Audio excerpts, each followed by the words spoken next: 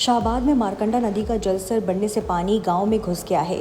इससे आम लोगों के साथ साथ पशु भी बेहाल हो गए हैं। खेतों पे खड़ा हरा चारा डूब गया, जिससे पशुओं के सामने भूख की समस्या खड़ी हो गई है।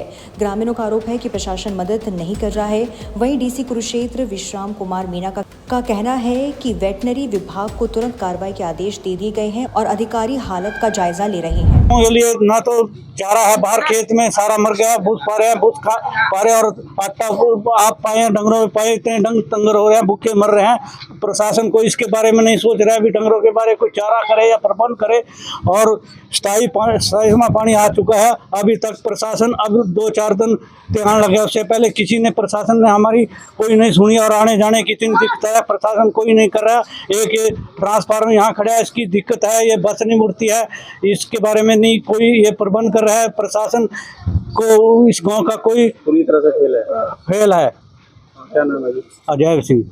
गांव में घास नहीं है, गांव से बाहर जो खेत है सारे डूबे पड़े हैं। और हर रहे इंसान की बात भी, अगर राशन की दुकान कह रहे हैं ना, बड़ी मुश्किल से हो, राशन का रेट भी बढ़ गया है। हर आदमी को परेशानी इतनी है जी, हमारी भैंसियां जो भूखी खड़ी हैं, मूस डाल रहे हैं और हमारे खेतों में कमाई नहीं है। जैसे हमारे खेत जमीन है, खेत में अगर फसल होगी तभी तुम्हारा पैसा आएगा जमींदार के पास। तो जो आड़ती है तभी तो पैसे देगा ना, उसके पास फसल जाएगी। फसल उनके पास जाएगी नहीं, उनको पता भी कठवा गाँव बर्बाद है। कठवा गाँव बर्बाद हो गया तो उसके बाद तो फिर आपको पता ही अभी कौन पैसा देगा। हरा चारा कहाँ से मिलेगा? नहीं है जी, कुछ नहीं है। मूस है, घर में आटा है जो हम खाने का, चक्की आया है 5 में, वहाँ से आटा पसवाया, आटा मिलाया इसमें, वो खिला रहे हैं इसको।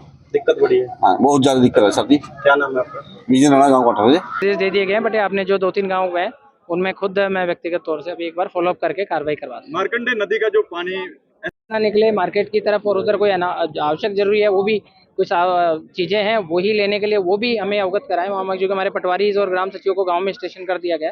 तो अनावश्यक कोई भी ना निकले, और युवाओं से भी मेरी अपील रहेगी कि अनावश्यक रूप से कहीं वो निकले। और रात के समय में भी कल हमें देखने को मिला कि कई लोग घूम रहे थे, क्योंकि रात में अंधेरा होता है, जल स्तर का पता नहीं होता है, अचानक आगे से ज़्यादा पानी भी आ सकता है। तो शाम 7 बजे के बाद, अंधेरे के बाद तो बिल्कुल ही एहतियात बरतें कि बिल्कुल ही जिला प्रशासन के आदेश के बिना, जिला प्रशासन से संपर्क किए बिना आप अनावश्यक कोई कदम ना उठाएं।